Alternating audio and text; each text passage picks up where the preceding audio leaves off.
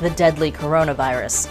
Chinese leaders say things are getting better, but should you believe them?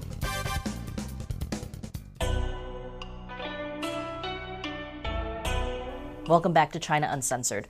I'm Shelley Zhang, filling in today for Chris Chappell, who has been temporarily taken down by YouTube.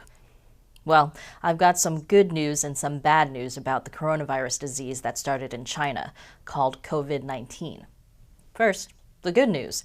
The head of the World Health Organization said this week that their team in China has made a range of findings about COVID-19, including this. They found that the epidemic peaked and plateaued between the 23rd of January and the 2nd of February, and has been declining steadily since then. What a relief. The WHO says the epidemic peaked in China 3 weeks ago, and now it's been declining. And if you want to verify that, just read Chinese state-run media, which just cites the WHO again, creating a perfect, harmonious circle of information that is definitely both believable and trustworthy. Let's see how things are on the ground this week, like in Beijing. Well, that is pretty light traffic for rush hour. And all these shops seem to be closed. What's going on? Our company has less than 100 employees, and now we only have around 10 people working in the office. That does not sound good. Well, unless he hates his coworkers, then it's pretty great. Look, we've all been there. Now I think it's time for the bad news. The bad news is, when Chinese state-run media and the WHO say that coronavirus cases are on the decline, that is a lie. Did you hear that? That was the sound of this episode being demonetized by YouTube. I hope you watched our recent, also demonetized episode about how corruption in the WHO helped the coronavirus spread.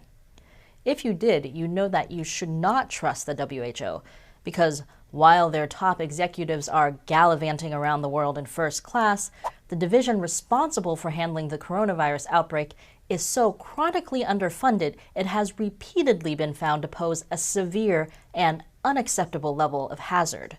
That certainly hasn't stopped the WHO from partnering with China and taking China's money, which is another reason that you shouldn't trust what the WHO says about how the Chinese Communist Party has handled the coronavirus.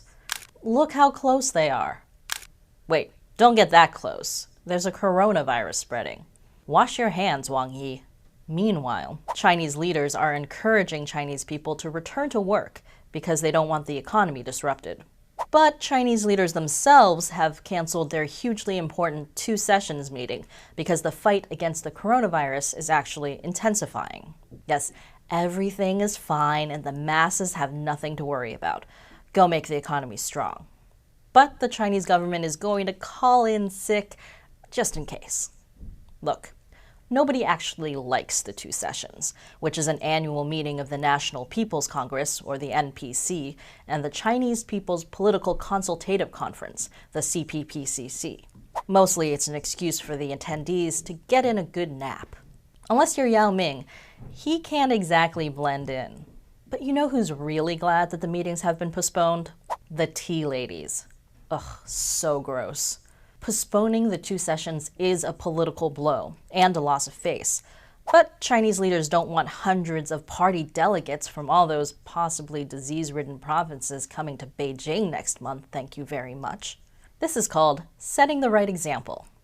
It's like how, as the masses deal with the severe shortage of face masks, Chinese leaders set the right example. Seriously though, when it comes to the coronavirus, don't look at what Chinese leaders say. Look at what they do. So, the WHO is corrupt, and the unholy alliance between the WHO and the Chinese Communist Party could also be leading to, at best, mixed messages, and at worst, dangerous lies. So, take their advice with a grain of salt, and a handful of Purell. What do you think? Leave your comments below. And before I go, it's time for me to answer a question from one of our contributors on Patreon. Episodes like this one usually get demonetized by YouTube, so we rely on viewer support to keep the show going. And as a reward, we answer some of our contributors' questions at the end of some episodes. So today's question comes from Coraline Algae. Do you think it would be beneficial for President Trump to take a hard stance against the WHO? Perhaps something similar to the hard stance he took against NATO early in his presidency? Well, that's a big question. The WHO is definitely corrupt. But how much can the US really do about it? The WHO is a United Nations organization. No single nation can control it, and that's by design. That's a good thing when it's running cleanly, but it doesn't seem so good when US taxpayers are forking over $500 million a year to a corrupt, ineffective, and wasteful organization. But this isn't just an issue for Trump. Leaders from both major political parties should unite behind this issue and publicly criticize the WHO for corruption.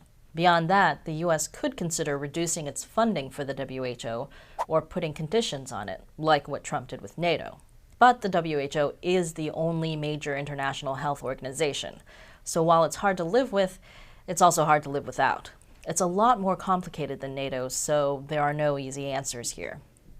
Thanks for your question, Coraline. And thank you for watching.